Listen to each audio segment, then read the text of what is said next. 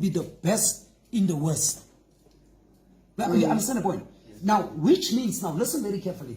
The education that we have, please don't misunderstand me. Do not misunderstand me. The education that we have, we need education. In South Africa, we need education. In order to go somewhere, you need education. But let us go to the crux of the matter. The education that we have, it's not an education, oh my, somewhere now, utu ya booster.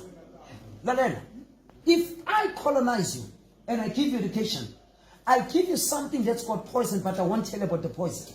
It's hypocrisy. Yes. When you think you're the best, if you're my enemy, I will never educate you to an extent that you can be powerful like I am.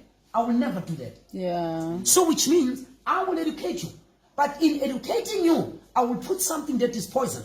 I will give you the picture, oh, you are powerful as me, but in actual fact, you're not even here. You know what I'm trying to say?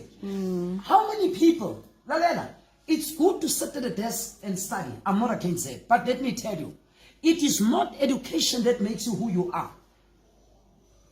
Education may open door and door. Education don't make you a genius. You are born a genius. But when you study, you discover that you're a genius. Yeah. I don't know. Do you understand? There's no desk at the school that makes you to be a genius. You are born, you are birthed. Did you know, by the way, the genes of intelligence, they come from the mothers. They come from our mothers. I didn't know that. I never believed that until I did. Mother's side.